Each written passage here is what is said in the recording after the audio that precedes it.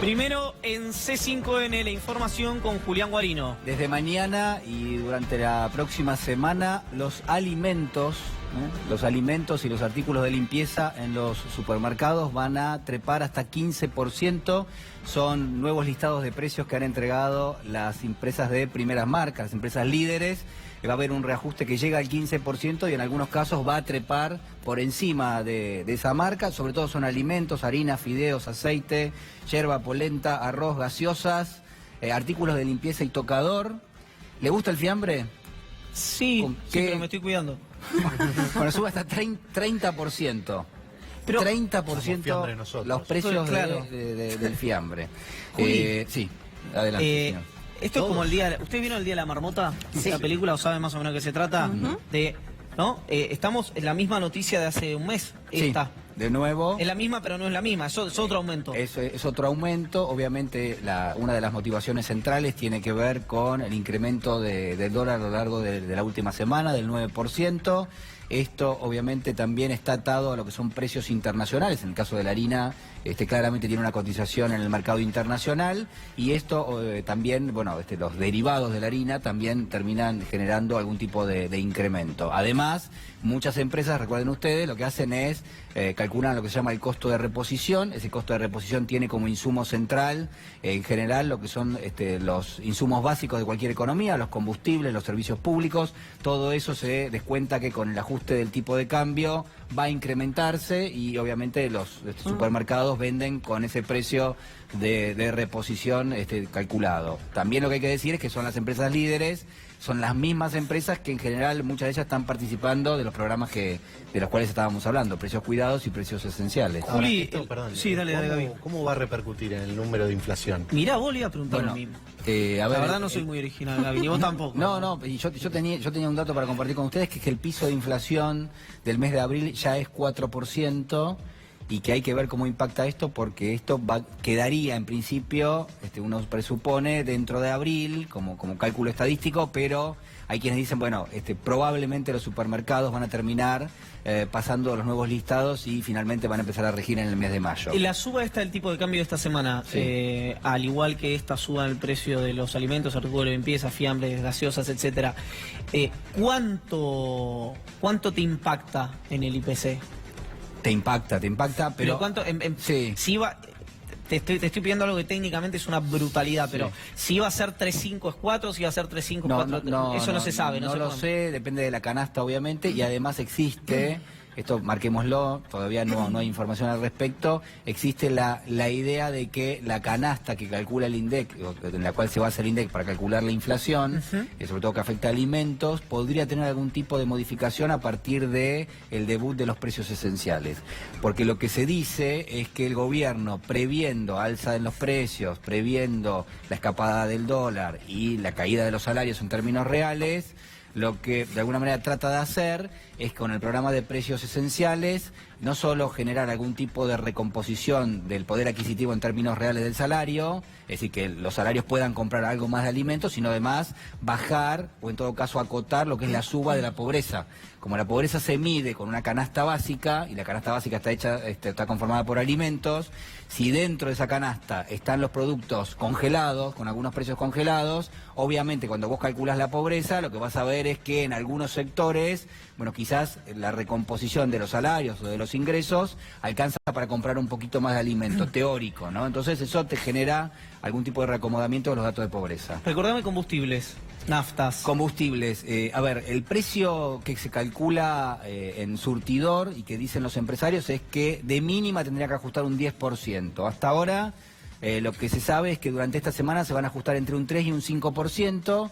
La idea es ajustar por encima del 4%, sobre todo YPF, y se les da cierta cuestión de libre decisión al resto de las compañías, pero obviamente con YPF contando por más del 50% del mercado. El resto de las compañías podría demorar un poco. No pueden demorar mucho tampoco, porque hay ciclos que tienen que respetar en lo que son los precios de origen y de destino, pero sí probablemente pueden llegar a pedido del gobierno, a demorar un poco más.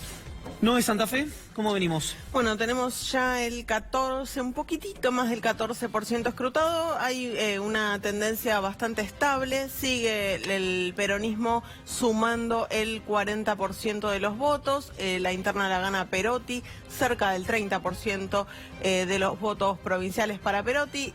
Antonio Bonfatti con el 37%, el candidato del socialismo. Insisto con que en Rosario hay muy poco escrutado, 3,61% de las mesas rosarinas escrutadas, un distrito que pesa mucho en el padrón electoral y que además es históricamente el socialismo. Ahí hay una interna por la intendencia, la estaría ganando Pablo Habkin. También, insisto, falta mucho por escrutar, que bueno, deberá disputar si efectivamente se impone en la interna la intendencia frente al peronista Roberto Zuckerman. Muy buena elección de Lifshitz, el actual gobernador, que va como candidato a diputado provincial, está sacando el 32% de los votos a esta hora. Y un dato que me marcaban recién y que es cierto, hay otra cosa que destacar respecto de Cambiemos. Cambiemos, que pasa del 32% en la PASO de 2015 con Miguel del Cel a este 18%. Además, en aquel momento era solo el PRO.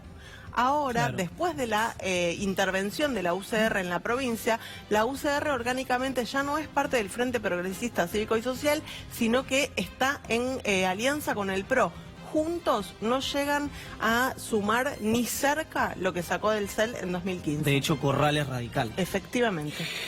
Economía, el Fondo Monetario Internacional, el nuevo acuerdo con el gobierno, o más bien, ¿qué es lo que le va a pedir el gobierno al Fondo Monetario Internacional? Segunda parte del bloque económico de esta manera.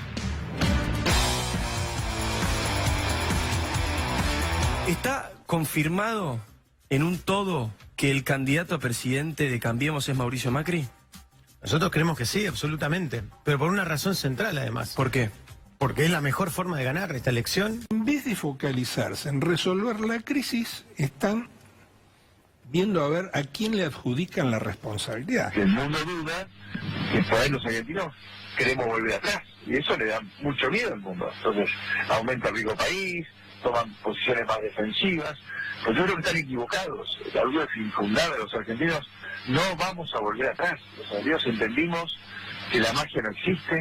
Estamos en estado siempre de aprendizaje, siempre somos bastante lelos y lelas. Los argentinos aprendimos, lo que los otros nos están explicando desde otros países. Demostrar que entendimos, que aprendimos. Empezamos a entender algo elemental. Entonces entendimos. Los argentinos aprendimos. ¿Por qué estamos todo el tiempo retrotrayéndonos al pasado? Exacto. Y porque Mauricio Macri te explica, el presidente, que en realidad el riesgo país está directamente relacionado a la posibilidad de que vuelva Cristina. Seguramente hay gente preocupada y angustiada por una vuelta atrás de la Argentina. ¡Mamá! Lisa, ¿qué pasa? Tuve una pesadilla. Ay, nena, recuéstate y cuéntamelo todo. Bueno, sé que es absurdo, pero soñé que el Coco venía por mí y que... ¡Ay, el Coco! Hay que tapiar las ventanas. Voy por la escopeta. Los mercados, lo que ha pasado es que han dudado. Ellos dudan de que los argentinos por ahí estamos pensando en volver atrás. Bart, no quiero asustarte, pero tal vez el Coco está en la casa. El mundo mira el proceso de la Argentina. Primero queremos que se confirme para dónde quieren ir los argentinos.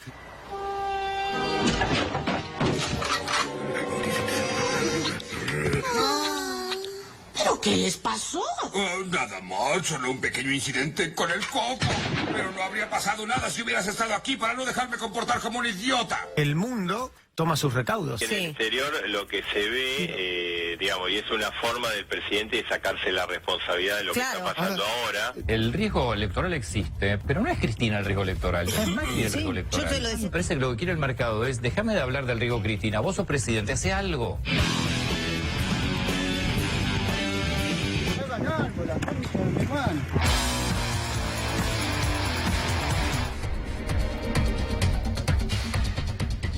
Un pedido extendido, el de la señora y el del obrero, que... ¿Daniel era? Dante. Dante. Dios, qué bronca, Nos me ha bautizó equivocado. el programa. Nos bautizó el programa. Sí, por Ay, favor. Dios. Sí. Me arruinó la noche, no diría. No tan Dante como Alighieri, el de la Divina Comedia. Claro, de los Dante. círculos del infierno. ¿Sabes qué estaba pensando cuando dijo Suiza? dije, donde es la montaña mágica de Thomas Mann, y dije, Guarino lo va a recibir, y tal vez es una editorial recalculando con eso. Es más La muerte en Venecia, esto le digo, es más que de Thomas Mann, pero... Gracias por la licencia literaria, a todos. ¿Le parece si vamos a hablar del Fondo Monetario, que no es tan agradable, pero es más coyuntural? Guarino, muchísimas gracias. Permiso. Permiso a ustedes, por favor. Bueno. Cuénteme. Bueno, a ver, vamos a... Esto ya es un capítulo semanal, lo del Fondo Monetario. Sí, como lo de los aumentos. Claro, exactamente. Bueno, tuvimos una semana bastante interesante. ¿En qué aspecto? En el aspecto siguiente. En una época donde no hay emergencia de carácter financiero, uno no sabe si está preparado el equipo o no. Cuando pasa algo, uno más o menos se da cuenta cómo funciona o no lo que es las herramientas que tiene, por ejemplo, el Banco Central. Voy a ir rápido, ¿por qué? Bueno, porque obviamente esto es lo que pasó esta semana. El dólar se disparó por diversas cuestiones, pero básicamente hay 2 o 3 muchachos que manejan miles de millones de dólares en bonos de la Argentina. Templeton, PIMCO y BlackRock son 3 fondos muy importantes. De hecho, para tener una referencia, el año pasado cuando se colocó, ¿se acuerdan los bonos bote? Sí, claro. Que muchos dijeron, Templeton, es un buen nombre para el bono. Sí, sí. Se colocaron casi 3.000 millones de dólares. Bueno, Templeton compró casi todo, 2.200 millones. Y recordemos que BlackRock es el fondo de Larry Fink, ese hombre de manos grandes que estuvo con Alfonso Prat-Gay en Manhattan, allá en los albores del 2016. Diciendo, cuando dijo en inglés, Alfonso Prat-Gay, el trabajo sucio está mayormente hecho. Bien. Bueno. Había dicho en su momento, cuando era ministro de Hacienda y Finanzas, antes que lo echen y Marcos Peña le envíe un vino. Un vino. Sí. Cuya etiqueta dice algo como no te fijes en el otro. No quiero dar la marca, pero es algo como el adversario, pero más feroz. Bien. Bueno, a ver, algo parecido puede estar pensando en este momento quienes conducen esos fondos, porque lo que se ha visto en los últimos días es que han vendido mucho, millones de dólares realmente, en algunos casos de bonos que vencían lo que se llama el cupón, es decir, te paga una cuota de capital y además te amortiza el bono, te paga una cuota de interés, y eso vos podés o reinvertirlo o directamente son bonos en pesos. Te agarras los pesitos, pasás por el Banco Central, te dan los dólares y salís del mercado argentino. Bueno, eso es lo que están haciendo mayormente estos señores que están al frente. ¿Por qué? Bueno, lo decía el presidente de la Nación, pero hay que pensar totalmente lo contrario a lo que dice el presidente, ¿no? En este caso. El presidente que decía, bueno, porque los argentinos están mirando hacia atrás, están evaluando otras opciones electorales. Bueno, en general lo que ve, cuando uno habla con estos señores, yo no hablo con ellos, pero hablo con analistas de las empresas de ellos, lo que dicen es, la Argentina, en términos de garantizar el pago de esos bonos, hoy no está en posición. ¿Por qué? Porque te faltan dólares. ¿Y por qué? Porque tenés fuga, porque tenés varias cuestiones. Entonces, en general, lo que no vemos es que eso se sostenga en el tiempo. Por eso saltó el dólar 9%. En ese contexto, ¿cómo reaccionó el Banco Central? Hizo todo esto. Subió la tasa de interés al 72%, hizo venta de dólar futuro a través del Banco Central y también de dólares en el spot, en el mercado contado de bancos públicos. El Banco Nación vendió dólares en el mercado contado. El Banco Central no podía hacerlo porque la cotización estaba por debajo de la banda que se supone que tiene que respetar.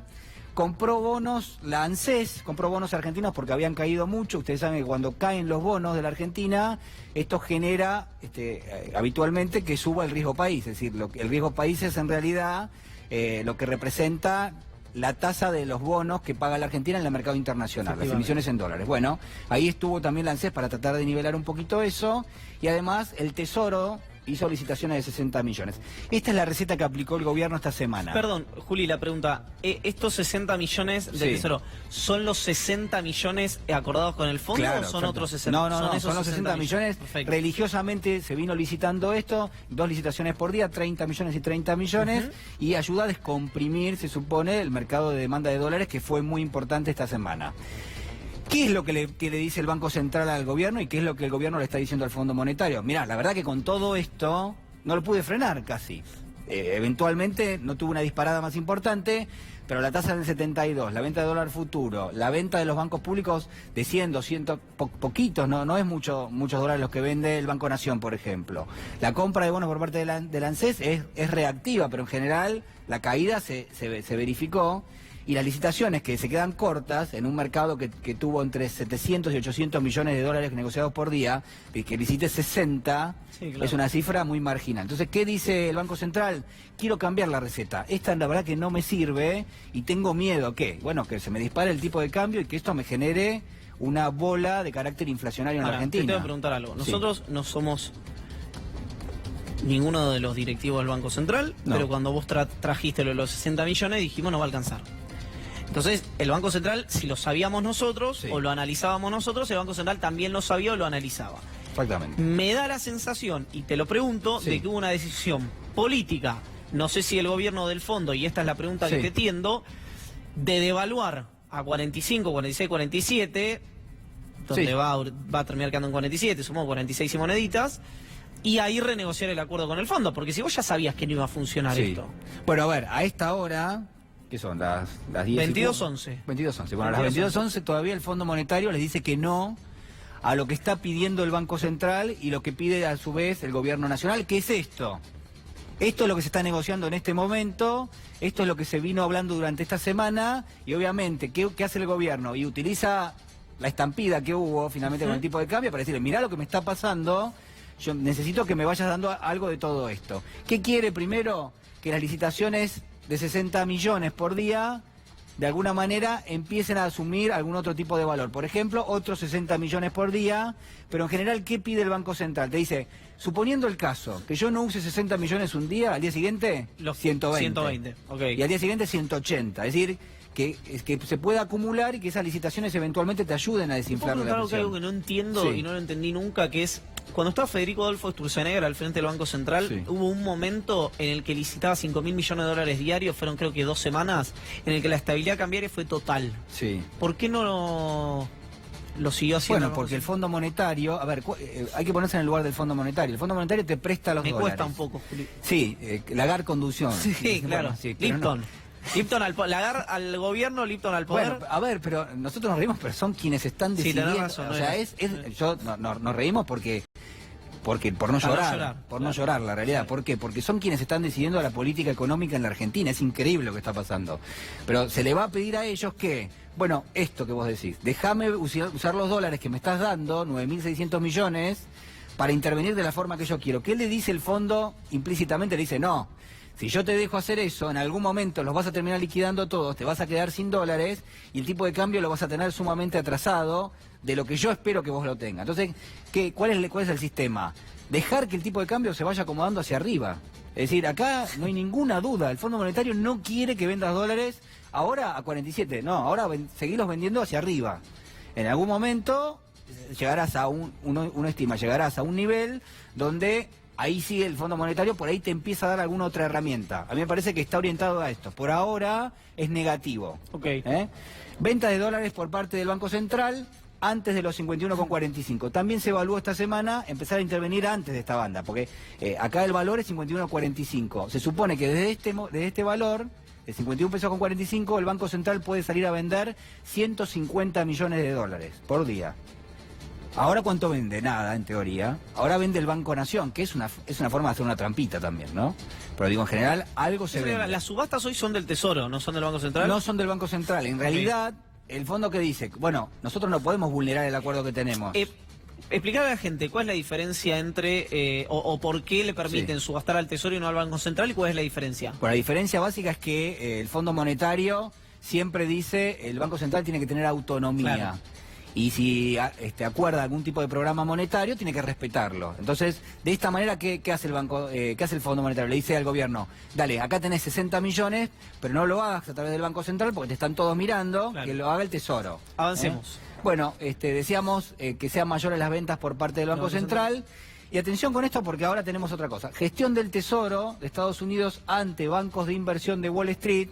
Y por ahí sobre esto el senador Pichetto te puede dar algún otro dato. Estuvo. Porque, claro, porque hay bancos muy importantes de Wall Street que empezaron a conversar con el gobierno la posibilidad de una especie de préstamo puente. No, es interesante, estamos hablando de la economía argentina y vos me mostrás gestión del Tesoro de Estados Unidos ante bancos de inversión de Wall Street. Acá, o sea, ¿dónde estamos nosotros? No, nosotros no estamos. No estamos. Acá no estamos. Convidado de piedra. Bueno, por supuesto, digamos, ahora la verdad que en gran medida, lamentablemente, dependemos o del Fondo Monetario o del Tesoro de los Estados Unidos. Bien, perfecto. Bueno, a ver, ¿qué quiere Wall Street y qué va a pasar esta semana? Porque un poco la pregunta es, bueno, ¿cómo arrancamos mañana? Mañana hubo conversaciones y la verdad es que hay quienes están al frente de estos bancos de inversión que llegaron a decirle al gobierno, a ver, la semana pasada... Algunos dicen que están como en una especie de etapa de divorcio, veo que primero se arranca conversando bien y después de pronto se desmadra la conversación y empezamos a acusarnos, se corta el teléfono y yo después te vuelvo a llamar al ratito. ¿Quién es quién? Ahí. Bueno, empiezan conversando amablemente, dicen que del gobierno en algún momento, cuando los bancos de inversión le dicen, tengo para vender $1.000 millones, $1.500 millones en bonos y tengo que ir saliendo. Y el gobierno dice, no salga. Y quienes están al frente de los bancos dicen, no, tengo la orden de salir. Entonces el gobierno ahí se enoja y hay algunos personajes que han llegado a gritar y parece que genera hasta gracia del otro lado, del lado de los bancos de inversión, porque dicen que por más que se rían o lloren o no griten, la orden es ir saliendo de los bonos de la Argentina. ¿El gobierno tiene algún mecanismo de presión para que los fondos no salgan de la Argentina? No, Estados Unidos. El Tesoro de Estados Unidos.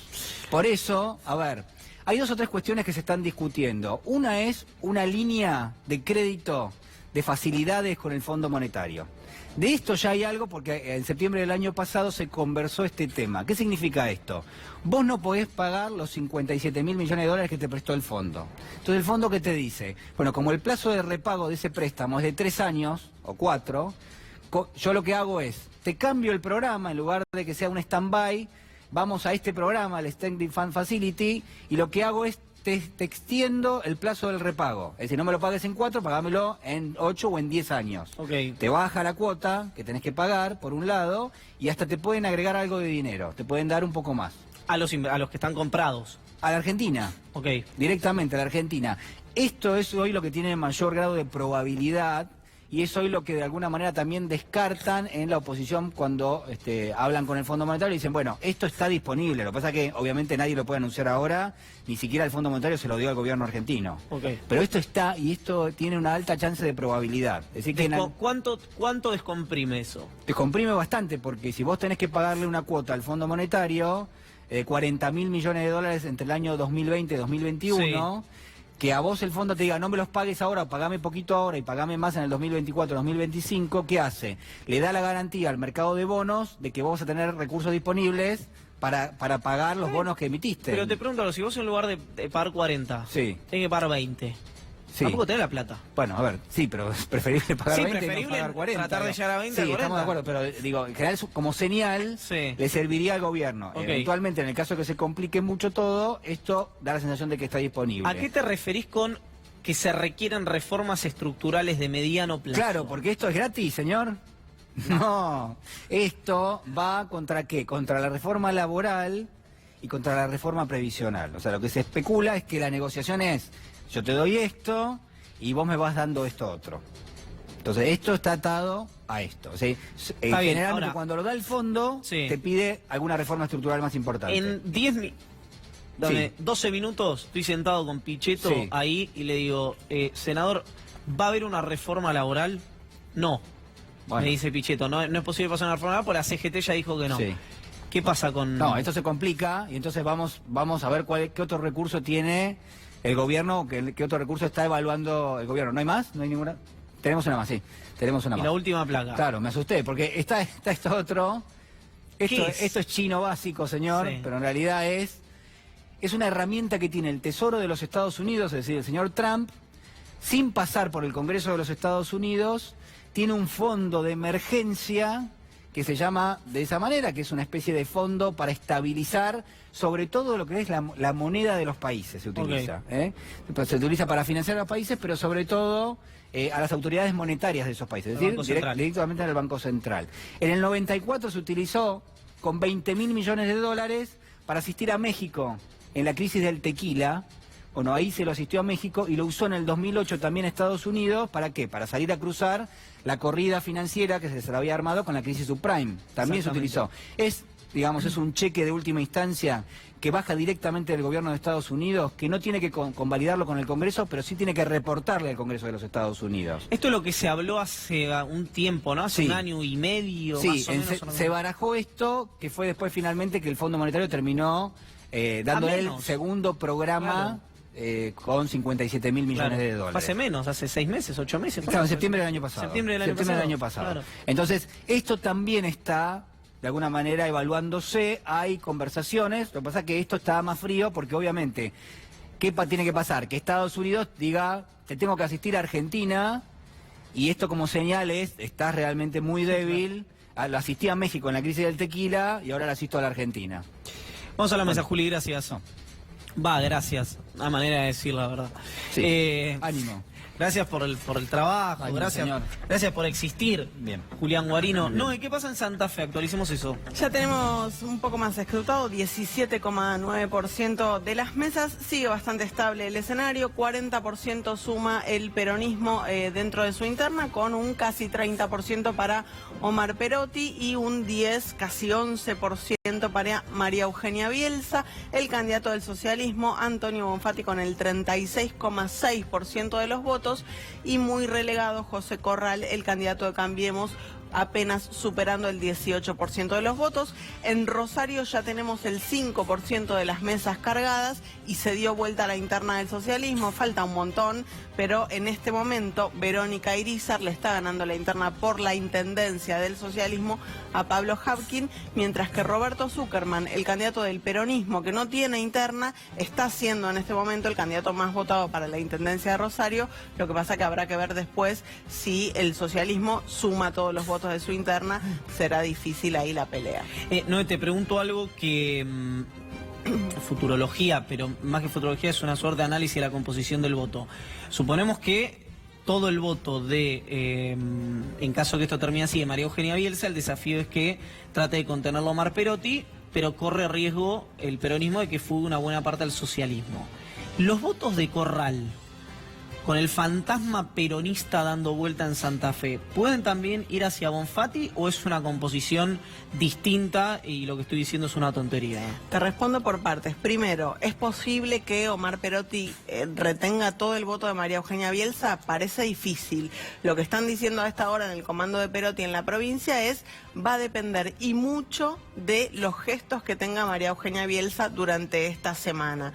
Recién hace un ratito Gabriela Pepe, que está ya cubriendo la elección para Letra P, tuiteaba que acaba de llegar al búnker de Perotti Silvina Frana, que es una de las figuras destacadas del armado de María Eugenia Bielsa. Ahí podemos empezar a ver cuál va a ser la gestualidad de María Eugenia Bielsa y si eso va a empujar para que Perotti retenga ese voto. Vos decías, se puede ir al socialismo. También en la provincia ven que se puede ir a listas de izquierda o incluso a voto en blanco. Así de heterogénea es la composición de ese voto. Y en el caso de Corral habrá que ver.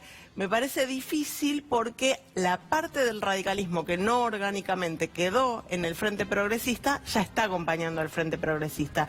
Pero también es cierto que puede operar y muy fuerte el voto útil con una opción tan desarmada como se vea la opción de Cambiemos en este momento en la provincia. Vamos a seguir de cerca esto en instantes, actualizamos más datos.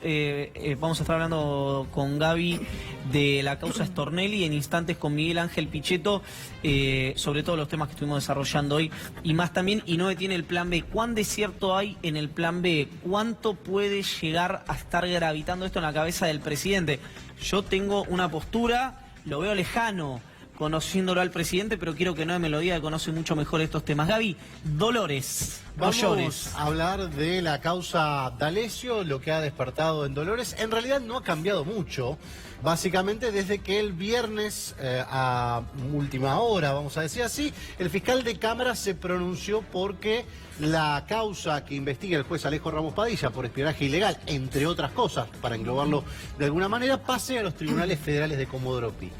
A partir de eso, todo previsible, digamos, la posición del fiscal, que apoya también lo que decía el fiscal Curi, que es con quien Ramos Padilla de alguna manera había tenido alguna tirantez, se habían cuestionado incluso por escrito, y después, con el fiscal tomando proactividad y acción en un montón de medidas de prueba a favor del juez, el juez después lo respaldó devolviéndole las gentilezas y parecía que la relación había estado de alguna manera recompuesta. Ahora bien, el fiscal de Cámara dijo que todo tiene que pasar a Comodoro Pi porque excede el marco de competencia del Juzgado Federal de Dolores. A partir de eso se empezaron a tejer un montón de especulaciones y esto es lo que vamos a relatar desde el punto de vista político, lo que pasó este fin de semana y lo que puede llegar a tener una repercusión en la Cámara Federal de Mar del Plata, que se estima que en los próximos días, semana corta, defina si apoya o no al juez Alejo Ramos Padilla. Nosotros en este programa dijimos que la Cámara estaba dispuesta a apoyar la continuidad de Alejo Ramos Padilla. Sostenemos lo que decimos. Ahora bien, ¿cuáles son las distintas capas de la política que se han puesto a jugar acá? Son muchas y múltiples. Por eso hay 3 escenarios abiertos para la Cámara de Mar del Plata. Que diga que todas las actuaciones pasan a la órbita de Comodoro Pi, como quiere la Fiscalía, que le deje todo en manos a Alejo Ramos Padilla, o que empiece a trozar la causa, es decir, a desmembrarla en algunos delitos que están siendo investigados y en otros que pueden llegar a derivarse en Comodoro Pi. Ahora bien, esta versión puso muy nervioso al kirchnerismo, que salió como tromba a instalar el rumor de que prácticamente estaba echado Ramos Padilla y que la Cámara estaba sucumbiendo a presiones políticas. Y por el otro lado, en Comodoro Pi echaban a correr el mismo rumor, pero casi con una intención distinta, que es decir, nosotros no la queremos acá. ¿Por qué? Porque esta causa ya tiene una magnitud y una inercia que es muy difícil de esconder bajo la alfombra ahora, sacándosela a Ramos Padilla o no sacándosela a Ramos Padilla, ¿se entiende? Hay un objetivo de prima, por así decirlo, a nivel oficial, y es que esto no se... y está charlado incluso con algunos sectores políticos y también con algunos sectores del Poder Judicial, que esto no se transforme en un Watergate. ¿Qué significa que no se transforme en un Watergate? Que no se transforme en una causa que tiene ligazón vía D'Alessio, vía la Agencia Federal de Inteligencia, con alguna organización paraestatal que con apoyo de la estructura estatal se dedica al espionaje ilegal. Un pacto, esto perdóname, en año electoral. Pues decís, no se quiere un Watergate, que no se transforme. Perdóname la falta de sofisticación en mi lenguaje, pero ¿están negociando impunidad? Están negociando contención de daños. Está bien, perfecto. No estoy hablando de la Cámara, no estoy hablando de camaristas, digo a nivel político, sí, a nivel general, político. Lo que se está viendo, así como Cuadernos, nosotros marcamos que tiene límites de investigación. Algunos son muy claros, algunos querrán decir no hay, se investiga hasta el final, el fin de la impunidad. No, mentira. Está siendo acotada los daños en la causa Cuadernos. Ahora bien, en la causa de espionaje lo que no se quiere es crear esta cosa de una investigación interminable que termine en lo que nosotros contamos la semana pasada, la figura de Héctor Gustavo Arribas, el titular de la Agencia Federal de Inteligencia, maltrecho de su paso por la Comisión Bicameral de Seguimiento de Organismos de Inteligencia y con varias declaraciones en contra que están siendo apuntadas por el Juzgado de Dolores. Lo que va a ocurrir entre esos daños colaterales no son buenas noticias para el fiscal Carlos Stornelli, porque en todo este esquema no importa mucho ya Stornelli en cuanto a su destino vinculado con esta causa. ¿Se entiende lo que voy? Que tiene picado el boleto. De alguna manera, en cualquiera de todos los escenarios, Stornelli está complicado y ya no, cuando avance la decisión de la Cámara Federal de Mar del Plata, habrá que esperar decisiones futuras de los jueces que se encarguen del caso. Vamos a seguir con esto, Gaby, gracias. ¿No es plan B?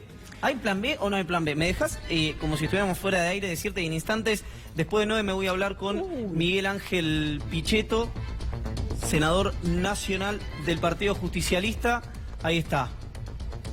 Todo se iluminó de nuevo por la presencia no de María Eugenia Vidal, sino de Noé Barral Grijera, que nos va a contar cuánto hay de cierto en el plan B. Te decía, los que conocen al presidente, hablan con el presidente y dicen ninguna posibilidad, 0 posibilidad de que haya plan B, y te argumentan los motivos. Pero te quiero escuchar a vos, que sabés y conocés mucho más que nosotros. Por ahora para el presidente no es una posibilidad, pero sí hay un plan B, que es el que está pidiendo el establishment. Hay un plan B.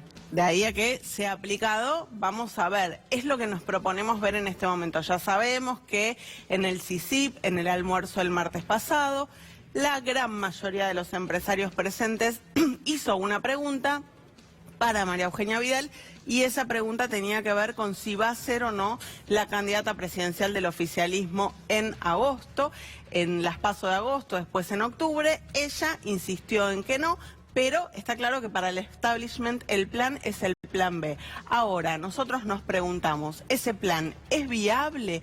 ¿Qué pasa con la posibilidad de que Vidal sea candidata a presidenta en desmedro de la candidatura a la reelección de Mauricio Macri? Bueno, lo primero que hay es una rediscusión interna. Si ese plan se llegase a concretar, te genera una rediscusión interna que enciende de alguna manera o reaviva algunos enfrentamientos dentro de Cambiemos.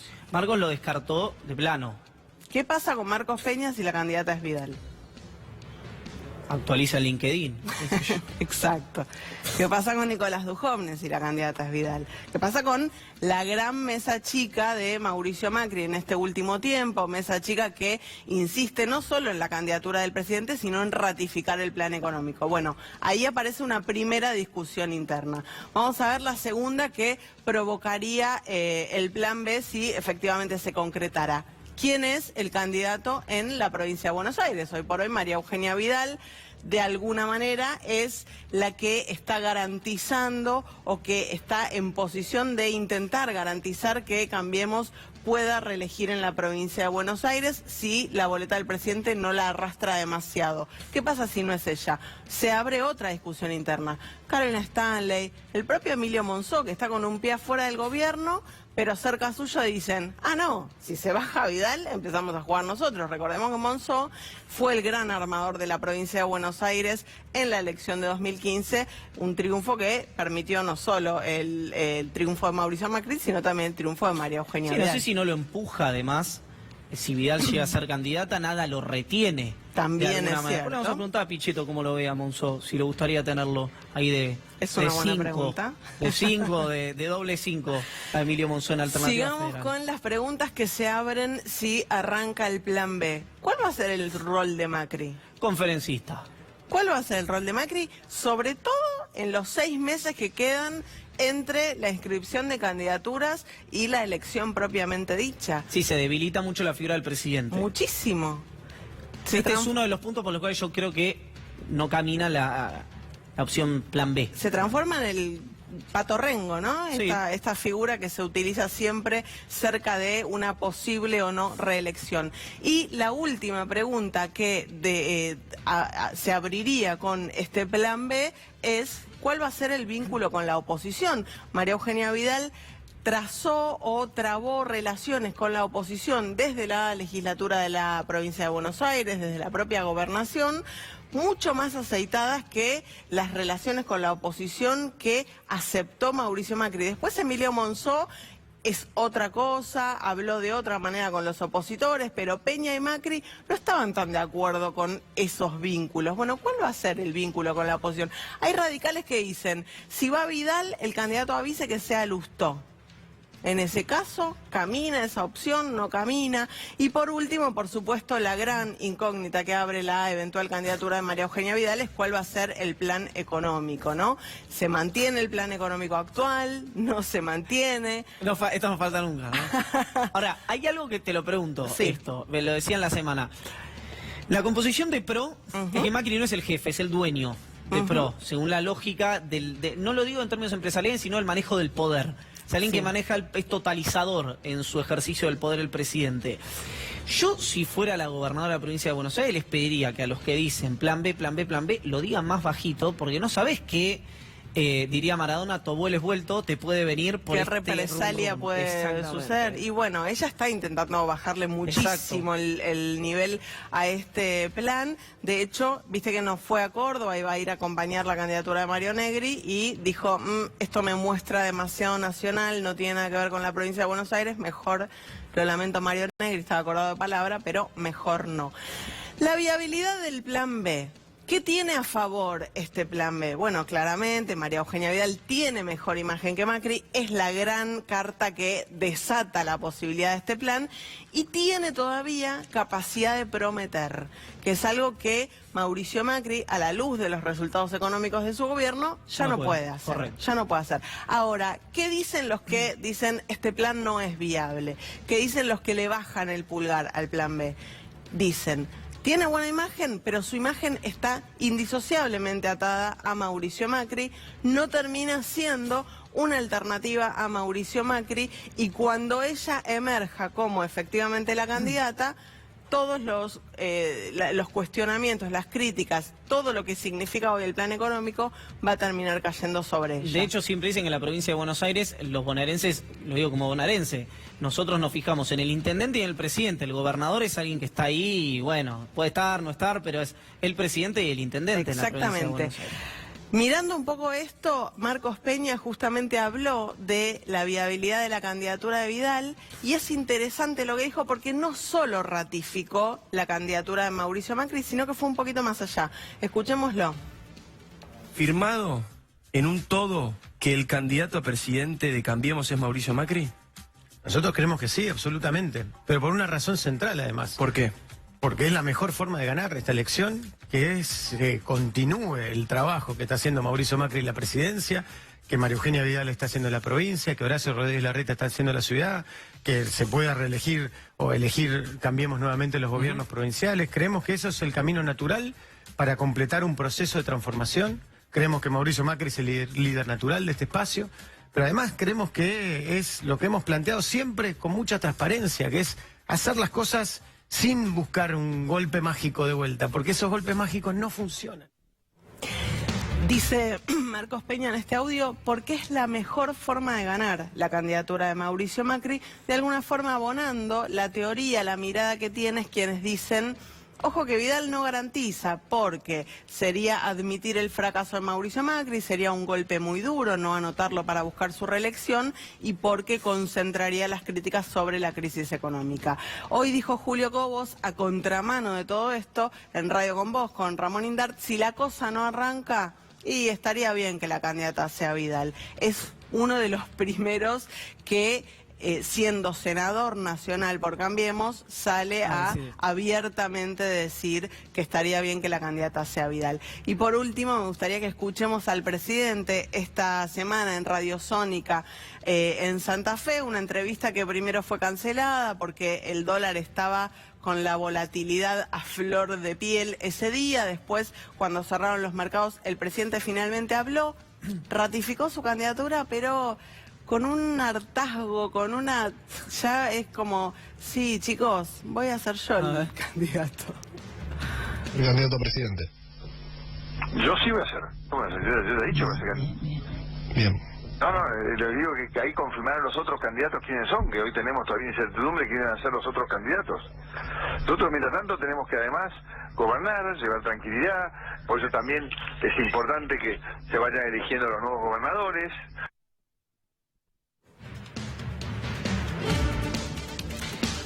Con hartazgo, decía el presidente. Estamos con Miguel Ángel Pichetto, senador nacional, jefe de Alternativa Federal del bloque de los gobernadores en la Cámara Alta.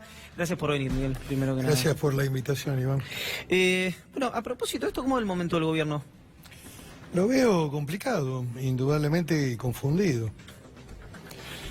En un modelo hiperpresidencialista como es el argentino, el principal activo de un gobierno es el presidente. Si el presidente se corriera del proceso electoral, implicaría para el gobierno asumir el fracaso en el proceso de la gestión. Y después de eso es la derrota electoral. No hay ninguna posibilidad de transferir desde el fracaso nada. Hay algunas experiencias históricas que demuestran que cuando vino la debacle del alfonsinismo, Angelós, que era un buen candidato, no pudo derrotar a Menem. Lo veo poco probable y veo a la Argentina discutiendo cosas poco sustantivas. ¿Qué ve discutiendo la Argentina? Este tipo de cosas. ¿Y qué debería discutir la Argentina? Un proyecto de salida de la crisis, un programa de económico, cuáles son los programas que plantean los distintos candidatos de cara al futuro inmediato, cómo se sale de este proceso complejo que se tiene, qué es lo que está pasando en el mundo. Me parece que es un debate excesivamente polarizado, binario, digamos, cuidado que vuelve la expresidenta. Desde el gobierno activan encuestas que son demenciales, además ficcionales, además realmente es como autolesionarse, porque en mi recorrida por Estados Unidos, Iván, en Nueva York, en la calle 57, donde están los fondos de inversión, uno de los problemas que había y de preocupación de esta gente respecto al destino argentino era esta encuesta, increíble. Yo pregunté si me estaban hablando en serio. Una encuesta dibujada, donde no se sabe todavía quién va a estar en el balotaje, en donde supuestamente ya han definido quién gana y quién pierde. Increíble, la Argentina es increíble. Yo le dije a un colega tuyo hoy a la mañana, un vaso de agua, una denuncia penal en Comodoro Pi y un sistema de IBR para hacer encuestas. Cualquiera tiene una encuesta, una encuestadora. Todo el día están haciendo alguna encuestita y ya van a venir otras. A ver, me parece que ¿qué lo beneficia, Miguel, al gobierno filtrar una encuesta en la que pierde por 10 puntos y genera inestabilidad? Yo creo que tienen una lógica, Iván. Creo que hay una lógica. Si esto fue una imprevisión, está mal. Si esto fue autoprovocado para colocar el fantasma del regreso del expresidente como un hecho riesgoso para el país, doblemente mal. Porque esto tiene efectos colaterales. Seguramente Guarino va a coincidir conmigo. El mundo económico tiene sensibilidades y preocupaciones que no tiene el común de los mortales en la Argentina, que está preocupado de cómo subsistir a fin de mes.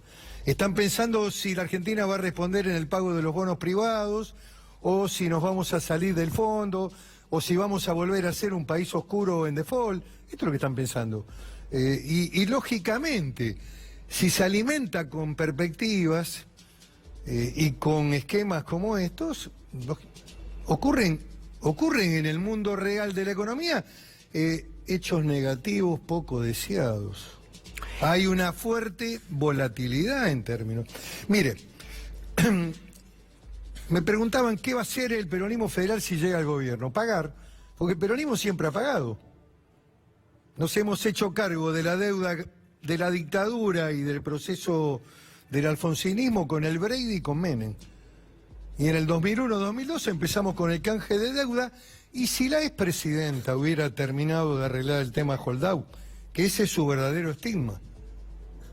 En Nueva York el verdadero estigma de la expresidenta es no haber cerrado el proceso de desendeudamiento definitivo de la Argentina pagándole a los Holdout. ¿Por qué? Porque le agarró este esquema chauvinista de los muchachos, de la cámpora, de patria buitres, toda esta tontería argentina emocional, futbolera, que cuando empezamos a gritar Argentina, Argentina, cometemos los peores desatinos, Iván.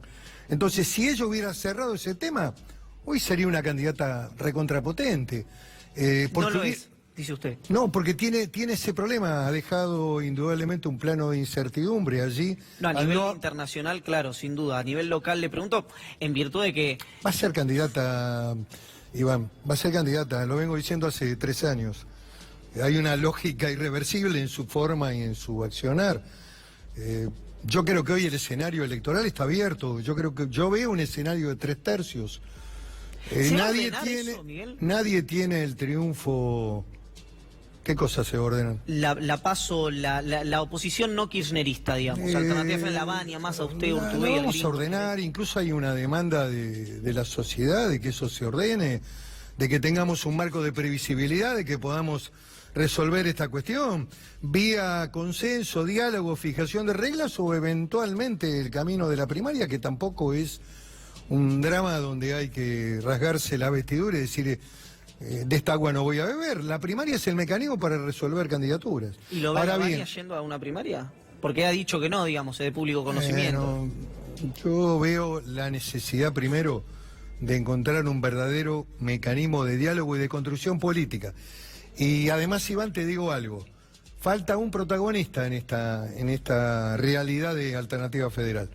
Es el hombre quizás más potente que tiene Alternativa Federal, con el que diseñamos en la mesa originaria el proyecto de Alternativa Federal. Ese protagonista es Juan Schiaretti, que va a tener un triunfo contundente en Córdoba. Porque el adversario, además, como no ha leído el libro de la guerra, se divide el ejército frente a una gran batalla, porque la señora Carrió anduvo por ahí hablando tonterías. ¿Qué le pasa cuando la ve a Carrió diciendo eso? No me gusta hacer comentarios sobre personas. No, pero no desde el punto de vista personal, sino desde el punto de vista político. Hay un hecho tremendo de la Guerra Civil Española, de un general tullido que entra a la Universidad de Salamanca, donde está Unamuno, y dice que viva la muerte. La muerte no es celebratoria, es mucho más sobre una figura política que en Córdoba ha sido muy querida, qué sé yo. La verdad... la verdad que no entiendo por qué y cuáles son las cosas que la llevan a ella a declarar ese tipo con esas expresiones, ¿no? Pero ¿por qué no la pueden ordenar políticamente acá? Bueno, pregúntele al gobierno, qué sé yo, si no hay un liderazgo y una conducción política clara, pregúntele al gobierno por qué presentó candidaturas en Río Negro sacando 5.5. Fíjese el resultado de Santa Fe, 20 puntos. Macri creo que tiene mucho más que eso. En Santa Fe, claro, sí, probablemente. Tiene mucho más. ¿Mucho más? ¿Más que en 2015? Los dos proyectos, Cambiemos y Unidad Ciudadana, por el centro izquierda, en la Argentina tienen 28, 30 puntos de piso y techo, muy cercano. Además me remito no a las encuestas estas que vuelan y que andan por el mundo y que nadie después se hace responsable de nada. Encuestas como las de Neuquén, donde los encuestadores dicen una semana antes me retiré. Durante un mes antes estuvieron hablando tonterías, una semana antes se retiran. Nadie da explicaciones acá. Es una cosa realmente... Tengo un amigo que es un tipo muy experimentado en política, que dice que en los 80, en los 70, un encuestador era un colaborador del candidato. Hoy son protagonistas centrales de la campaña política electoral en el mundo y en la Argentina también. Sí, que es un fenómeno global, parece ser, ¿no? Es un fenómeno global, pero bueno... qué sé yo, me parece que hay un exceso en este mecanismo de instalar escenarios, poner números sobre hechos. 7 meses vista el balotaje. No se sabe quién va a estar en el balotaje y ya dicen cómo salió el balotaje. Sí, claro. Bueno, Argentina inviable. Miguel, en un país serio eso no ocurre. Esas mismas encuestas dicen que Roberto Lavagna le ganaría a Cristina Kirchner y a Mauricio Macri. Tampoco le doy crédito. Tampoco le doy crédito a escenarios de balotaje. Tenemos que pasar por la primaria, por la primera vuelta. A ver, mis expresiones están fundadas en mi larga vida política, en el conocimiento profundo de lo que significa el arte complejo de la política. La política, el tema central es la política. Los que estudian ciencia política tienen indudablemente una base intelectual de formación. La política es otra cosa, porque si no todos los politólogos serían políticos, y no es así. No es solamente pasar por la universidad. Comprender los fenómenos de la acción política, los efectos, las consecuencias, lo que se hace, lo que se dice, es bastante más complicado. Y requiere de una fina percepción y requiere también un proceso de formación en el barro, en la relación humana, en la pasión, en el afecto, en los amores, en la intensidad de la vida, que bueno, algunos son músicos y talentosos, otros son artistas, otros son políticos. Miguel, lo mencionaba usted al gobernador de Córdoba, Juan Schiaretti. Después que muy probablemente gane, digamos, revalide su posición como gobernador de Córdoba, ¿la voz de él es la que va a terminar definiendo? Una voz importante, potente y ordenadora. Es una figura central de la vida argentina, de la política argentina.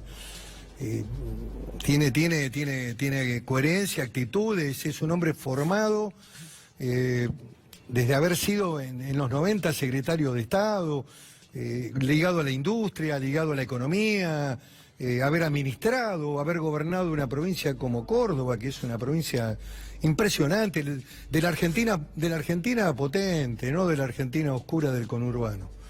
Hay otra Argentina que es más luminosa, ¿no? La del conurbano o de la Villa 31 que estamos refaccionando. Esa Argentina te manda a la noche más oscura. Y la Argentina del discurso de la ideología del pobrismo exactamente igual. Todos hablan de los pobres, nadie resuelve el problema de los pobres. La única manera de resolverlo es con trabajo. Hay que hacer que la gente trabaje y que haya un modelo productivo en la Argentina. Si no, este plancito, el plan, el otro plan, ¿sabe qué? Nadie sale de la pobreza con un plancito. Se dijo, lo contó creo que el colega Fede Mayol en Infobae, que hace algunas semanas atrás, que el ministro Duhovne, cansado de las críticas en la calle, ahora tomaba la rábida con el coche para entrar a las reuniones de Casa Rosada. Y usted lo criticó, esa postura. No, yo lo que critiqué fue que en su momento también el presidente del Banco Central había ido a comer y qué sé yo, y tuvo un problema. Sí, querido, tenés problemas, sí. Lo público te demanda que tenés problemas y tenés que bancarte, porque ¿sabés qué? Gobernar es el arte de administrar muchas veces la frustración y la decepción. Y porque la demanda colectiva del pueblo es muy fuerte, porque requiere de mayor bienestar y hay una profunda insatisfacción. En la sociedad moderna se habla hoy de la indignación como elemento central incluso de cohesión social. Los indignados son la mayoría, y si vos estás cumpliendo una función, bancátela, pibe, y si no, andá a arreglar el jardín de tu casa, paseá al perro a la tardecita y hacé, no sé, qué sé yo, ¿viste? Dedicate a tus actividades privadas, a ver cómo colocás un bono en el mundo financiero, ganate la vida en el sector privado. Si optaste por lo público, asumí que lo público es duro, es difícil. Y te pasan estas cosas, y tenés que aceptar que la gente tiene derecho a decirte cosas en la calle. Noé. Miguel, en el comienzo de este gobierno, ¿cómo estás? Vos desde el Senado acompañabas mucho las leyes que proponía el gobierno, hablaste muchas veces de la gobernabilidad, de otorgarle gobernabilidad al gobierno. Lo que yo te quería preguntar es, ¿qué pasó en el medio? ¿Qué pasó en estos 3 años que se te ve tan en disconformidad y en desacuerdo con el plan económico y también con la estrategia política? He tenido siempre una actitud propositiva en términos del debate democrático. Yo no creo en el esquema de colisión y de ruptura o de fractura o andar girando en el límite del sistema. No creo en ese sistema. De que yo nunca voté una ley. Yo voté leyes que reformé y trabajé también para la gobernabilidad de las provincias y para mejorar las condiciones económicas. El gobierno siempre lo dice, que las provincias están mejor económicamente que antes. Todo tiene que ver con una tarea de construcción, de debate y discusión en el Congreso. Ahora, en el último año, indudablemente que ha habido 2 situaciones muy graves que fueron 2 corridas muy importantes. Aquí hay mala praxis del gobierno. Sin embargo, Noelia, estuve una semana en Nueva York, hablé con los principales fondos de inversión en el grupo Barclays, una reunión con más de 15, 16 fondos de inversión, en el Banco Francés, otra reunión importante. Estuve en Columbia, en la universidad. He tenido un discurso de prudencia, de responsabilidad y también de realismo. ¿Qué dije? Si el peronismo gana, va a pagar, porque siempre pagó.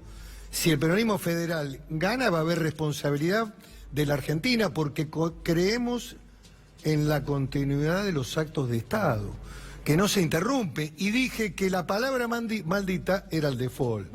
Lo que te quiero decir es que hay que tener una mirada también de mirada institucional, de preocuparse por la Argentina, no la visión cortita, a ver si me quedo con algún votito en un barrio del conurbano. Me parece que cuando uno va a hablar de estos temas y cuando discute con el gobierno, lo tiene que hacer con un sentido responsable e inteligente. Yo soy opositor, pero he trabajado siempre de manera constructiva, política, inteligente. No creo que la fractura o el conflicto sea el eje de la acción política en la Argentina. Cuando decís la visión cortita, a ver si me quedo con un voto del conurbano, hablas de Cristina. ¿Cómo? Hablas de Cristina cuando decís la visión cortita, a ver si me quedo con un voto del conurbano.